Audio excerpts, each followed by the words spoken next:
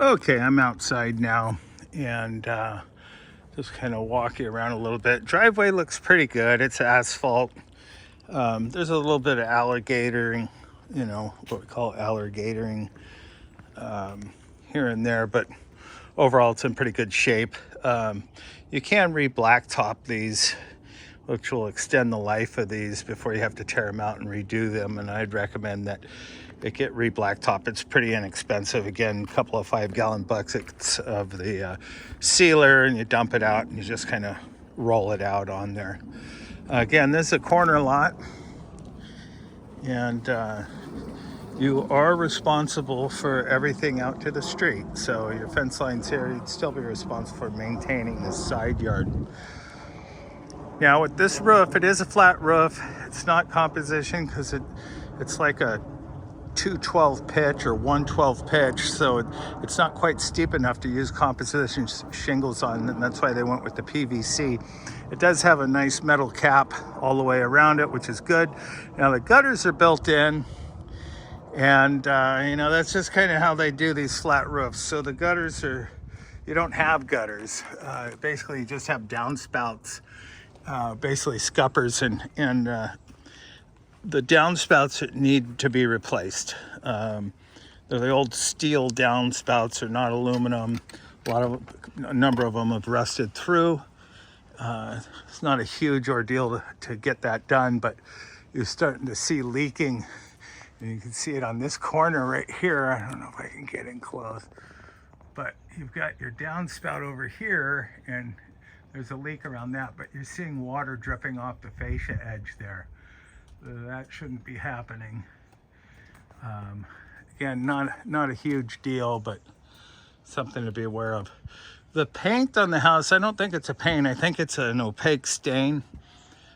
Judging, this is the north side of the house, so it looks really, really clean and good because it doesn't get any sunlight, and your fascias up along the top, everything looks great.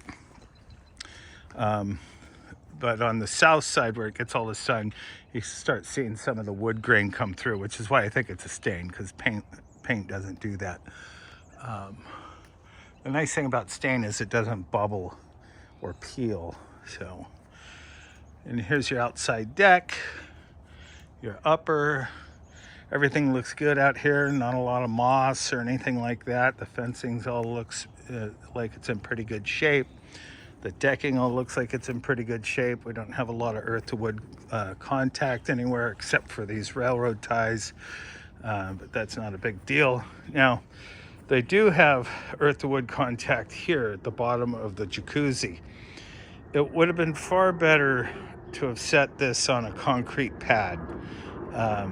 This is working, but having the earth to wood contact on those treated 4x6s, they'll eventually rot out and your hot tub will start, settling. So wouldn't be a terrible idea that at some point that you just drain the tub, jack it up, and either put concrete footings under it, pier blocks that are adjustable would be my recommendation at this point, so that you don't have to move the whole tub.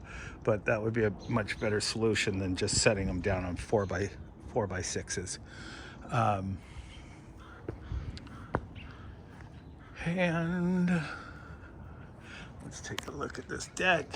So when they built the deck, I'm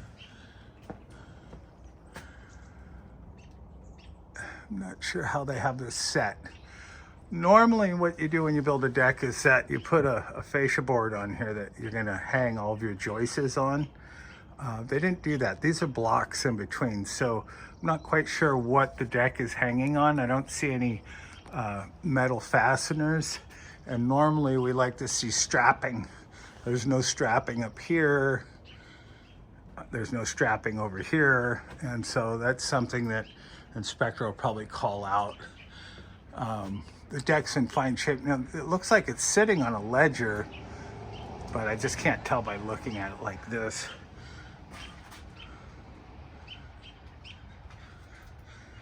But this side for sure needs to be strapped. But everything out here looks really, really good. The staircase looks really good. It's solid. Our balustrades are about 3.5 inches wide, which is good. The kids don't put their heads through it. None of the posts are in the dirt, which is good. Got our side yard over here. And you can see a little bit more wear on this side, especially up on the chimney, especially on the trim pieces. And it's just it's the south side, so all the wind-driven rain comes and hits the side of the house. All the sun hits it, so it's just a little more wear and tear on this side of the house than you'll get on any other side. But overall, the siding looks very good. There's some shallow spots, and you can kind of see it in the video, that the paint doesn't look consistent, or the stain doesn't look consistent because it's starting to wear.